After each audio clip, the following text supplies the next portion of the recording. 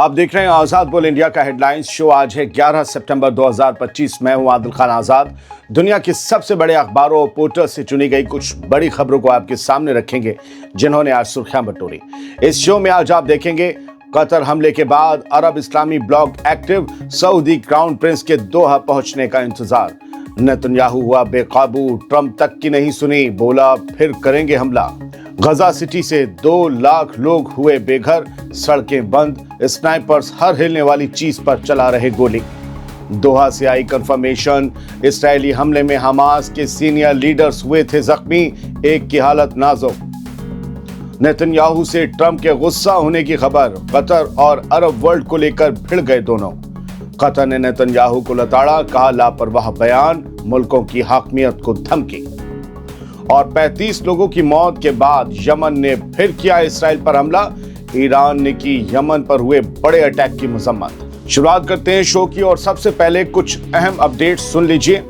गजा पर इस्राएली बमबारी जारी है। सिर्फ बुध के रोज कल 70 से ज्यादा फलस्तीनी शहीद कर दिए गए। आज भी दर्जनों फलस्तीनी शहीद हो चुके हैं। यमन पर जो हमला हुआ उसमें कम से कम 35 लोगों की मौत हुई। इंसानी तंजीमें परेशान हैं। इसराइल ने 1 मिलियन लोगों को गजा सिटी छोड़ने का हुक्म दे दिया है, जबकि साउथ पहले से ही ओवर क्राउडेड और ख़तरनाक है। अक्टूबर 2023 से अब तक इस जंग में 64,656 लोग ऑफिशियली शहीद हो चुके हैं। 1,63,500 से ज़्यादा जख्मी हैं। वेस्ट बैंक में भी गिरफ्तारियां जारी हैं। इसराइली फोर्सेज ने यरूशलेम, बेथलेहम, रामल्ला, हेब्रोन से 14 फलस्तीनियों को आज गिरफ्तार किया है। इसराइल ने दोहा में जो हमला किया उसके बाद कतर ने अरब इस्लामी मुल्कों से मदद मांगी है। कुवैती क्राउन प्रिंस, जॉर्डन और अमीरात के सरबराह दोहा पहुंच चुके हैं। अब सऊदी क्राउन प्रिंस के पहुंचने का भी इंतजार है। यानी नेतन्याहू ने जो अरब इसराइल रिश्तों को नॉर्मलाइजेशन की तरफ धकेलने की कोशिश थी, वही अब रीजनल टकराव में बदल चुकी है। ये नेतन्याहू का कारनामा है। दुनिया में ये भी चर्चा चल निकली है कि बेंजामिन नेतन्याहू किसी की नहीं सुनता, यहाँ तक कि डोनाल्ड ट्रंप की भी नहीं। अब तक तसव्वुर ये था कि नेतन्याहू सिर्फ डोनाल्ड ट्रंप की सुनता है, मगर दोहा हमले के बाद उसने ऐलान कर दिया कि हम फिर करेंगे हमला, फिर करेंगे। यानी वो दुनिया के किसी मुल्क को, यहाँ तक कि अमेरिका के सदर को भी नज़रअंदाज कर रहा है। अब खबरें तफसील से सुनिए। इस्राएली फौज का कहना है कि गजा सिटी से अब तक तकरीबन 2 लाख फलस्तीनी अपने घर छोड़कर निकल चुके हैं। निकलने का मतलब है कि उन्हें खदेड़ा गया है, भगाया गया है। रिपोर्ट्स के मुताबिक गजा सिटी में जंग से पहले तक तकरीबन 10 लाख लोग रह रहे थे। अकेले गजा सिटी में 22 लाख लोगों में से 10 लाख लोग रह रहे थे। लेकिन इस्राएल ने हाल ही में बड़े ऑपरेशन की तैयारी के तहत इस शहर को खाली करने का हुक्म दिया है। इमारतें गिराई जा रही हैं, हाई राइज बिल्डिंग गिराई जा रही हैं। मंगल को आईडीएफ ने ऐलान किया था कि गजा सिटी के तमाम लोग फौरन इलाका छोड़ दें। लोगों को हिदायत दी गई कि वो गजा पट्टी के जुनूबी हिस्से में साउथ में बनाए गए इजरायली ह्यूमैनिटेरियन जोन की तरफ जाएं। वैसे वहाँ कोई ह्यूमैनिटी नहीं दिखती। बेकसूर फ़लस्तीनी उस ह्यूमैनिटेरियन जोन में भी हर रोज़ कत्ल किए जाते हैं। फ़लस्तीनियों का ये सफ़र ही मौत और ज़िंदगी का इम्तिहान बन चुका है।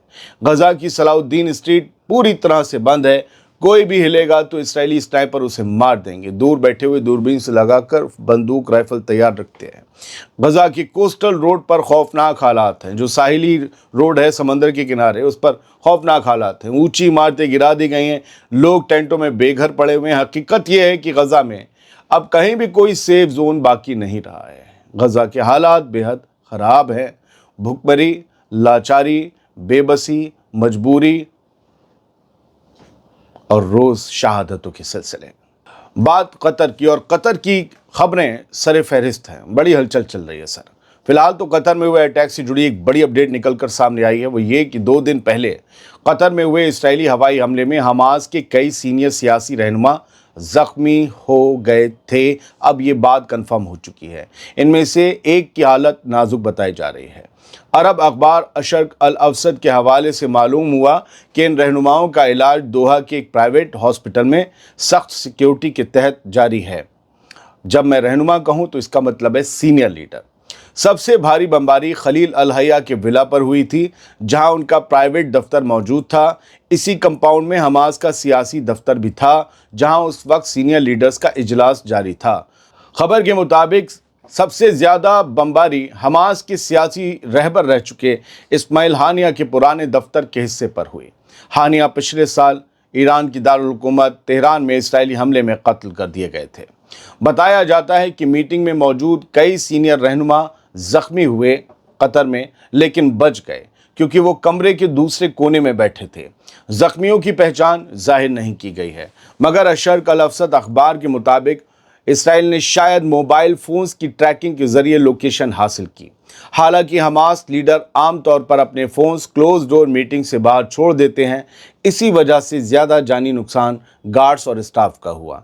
एक थ्योरी और भी है। कल एक खबर निकल कर आई थी, रिपोर्ट, जिस पर हमने स्पेशल वीडियो बनाया कि अब इसराइल को लग रहा है अंदर ही अंदर उसके ऑफिशियल्स को कि अमेरिका और तुर्की ने हम जो है टिप दी, अमेरिका ने कतर को और तुर्की ने हमास को, जिसकी वजह से इसमें सीनियर लीडर्स नहीं मारे गए हमास के।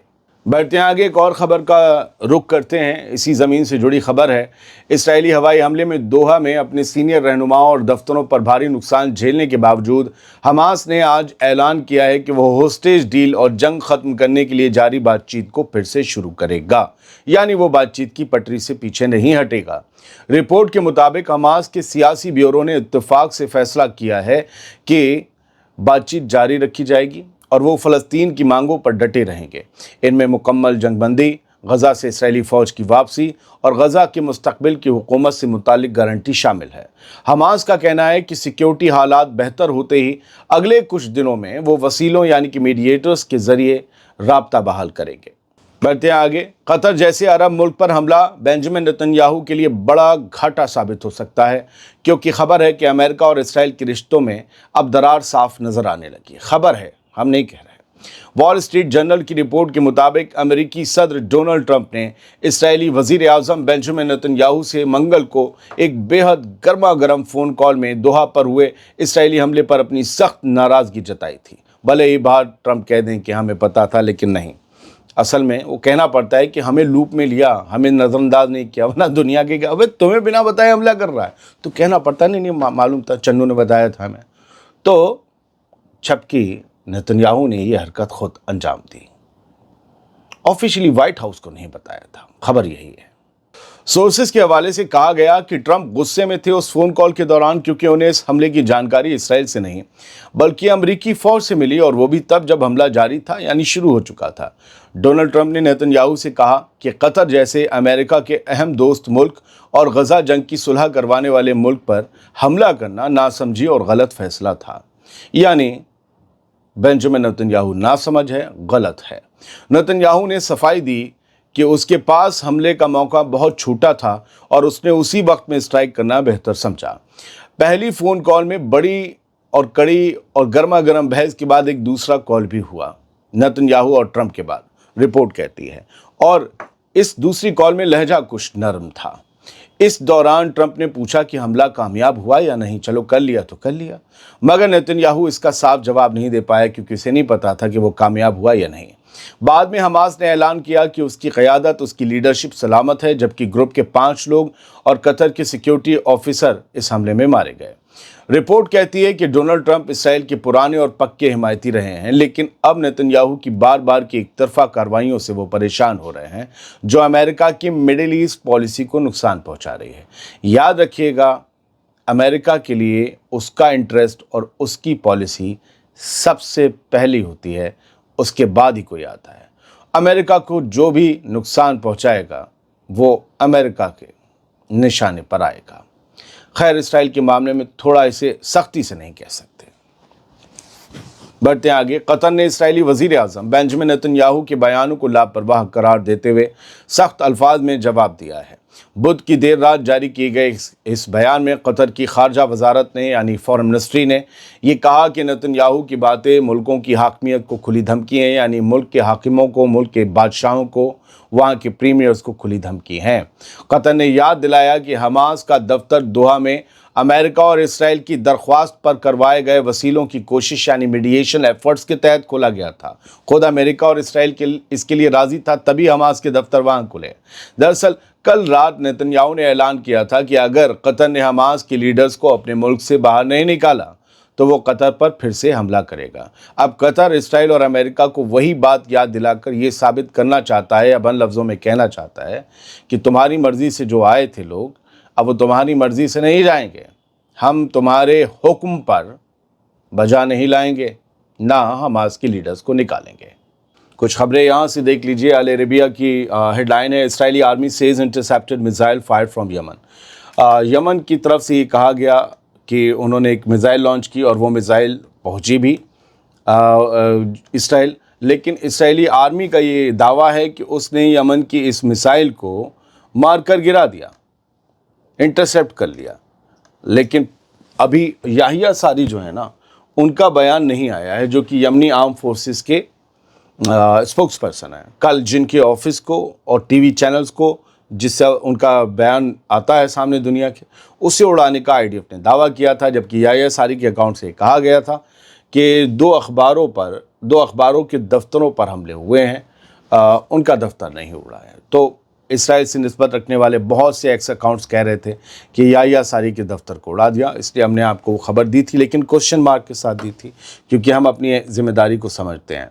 फिलहाल ये बताया गया कि सायरन बजे और लोग चले गए बंकर्स में, और यही रोज़मर्रा की ज़िंदगी इसराइल में हो चुकी है। और इसके बाद जो है इसराइली एयरफोर्स ने उसे मिसाइल को मार गिराया। ईरान ने इसराइल के ऊपर हुई डेडली स्ट्राइक को कंडेम किया है, उसकी सख्त अल्फाजों में मजम्मत की है और ग्लोबल एक्शन की मांग की है कि इसराइल जैसे एक खुले सांड को रोकना बहुत ज़रूरी है। Iran has strongly condemned Israel's criminal air strikes on Yemen's infrastructure residential areas. Iran ने बहुत ही सख्त अल्फाजों में इसराइल की मुजरिमाना एयर स्ट्राइक्स की मजम्मत की, जो कि रेजिडेंशियल एरियाज़ और सिविलियन इंफ्रास्ट्रक्चर पर की गई, ये ईरान का कहना है। और बहुत ही सख्त लफ्ज़ों में ये भी कहा कि वो जिस पर चाह रहा है हमला कर रहा है, अगर हमने उसे अब ना रोका तो वो फिर हत्थे से निकल जाएगा। इसराइल के एक ड्रोन ने फिर से हमला किया है साउथ लेबनान के हिस्से में, और ये एक चलती हुई मोटरसाइकिल पर हमला किया गया और इसमें एक शख्स की मौत हुई। साउथ लेबनान में अब सितंबर चल रहा है, पिछले नवंबर को सीज़फायर हुआ था सीरिया में तख्ता पलट होने से 1 महीने पहले। हिजबुल्लाह ने इसराइल के साथ सीज़फायर कर लिया था, इसराइल ने हिजबुल्लाह के साथ सीज़फायर कर लिया था, लेकिन इसराइल उसमें अपर हैंड था, फौजी उसने अंदर घुसेड़ दी, निकाल नहीं रहा है और 5 पॉइंट्स हथियार लिए हैं। हिजबुल्लाह ने तब से एक भी हमला, एक भी फुलझड़ी नहीं छोड़ी है इसराइल के ऊपर। लगातार इसराइल की तरफ से हिजबुल्लाह के लोग बताकर जिस पे चाहे उस पर हमला किया जा रहा है। ये एक हकीकत बन चुकी है जो हम सब के सामने है। फिलहाल एक शख्स जो आज चर्चा में है, उसको लेकर बेंजामिन नेतन्याहू के आंसू भी निकल रहे हैं, और उसकी वजह ये है कि वो इसराइल के बहुत फेवर में था। हमने सुबह ही आपको इसके बारे में बताया था। चार्ली किर्क नेतन्याहू और इसराइलियों के बेहद करीबी थे। हालांकि ये एक अमरीकी यहूदी थे, लेकिन 30-31 साल की ये मार दिए गए। कल अमेरिका की यूनिवर्सिटी में ये भाषण दे रहे थे और वहाँ बैठे हुए थे कुर्सी पे, तभी इनकी गर्दन में गोली मारी गई। इनके कत्ल के इल्ज़ाम में जिस सस्पेक्ट को पकड़ा गया था उसे भी फ्री कर दिया गया है, यानी कि इनको मारने वाला अभी कहीं और है जो बिल्कुल आज़ाद घूम रहा है। नेतन्याहू ने चार्ली किर्क को वॉरियर बताया, जिसका शेर का दिल है, शेर दिल वाला एक योद्धा बताया। फ़िलहाल ये अब नहीं है और इस पर पूरे इसराइल और अमेरिका में जो है वो अफसोस जाहिर किया जा रहा है। और जेफ्री ने भी लिखा, the Jews could never repay Charlie Kirk for all his grave. मतलब जो कुछ भी चार्ली किर्क ने किया, इन्होंने यहूदियों को एकजुट करने, गज़ा में जो हो रहा है उसे जेनोसाइड ना मानने और न जाने क्या क्या, मतलब यहूदियों के लिए बहुत ये बंदा काम करता था, एक अमेरिकन ज्यू। और इसको लेकर इसराइल के लिए ये हीरो थे। और फिर वही जेफ्री कह रहा है कि जो यहूदियों के लिए उन्होंने किया है वो लाकीमत है, बेशकीमती, और उसे कभी चुकाया नहीं जा सकता, उन्हें हमेशा याद रखा जाएगा। डोनाल्ड ट्रंप के ये बहुत बड़े सपोर्टर थे, उनके बेहद करीबी भी थे, लेकिन अब फ़िलहाल ये इस दुनिया में नहीं रहे। इनको लेकर पूरी दुनिया में अभी इस वक्त सारी हेडलाइंस बन रही हैं। बहुत बहुत शुक्रिया, सलामत रहिए, खुश रहिए।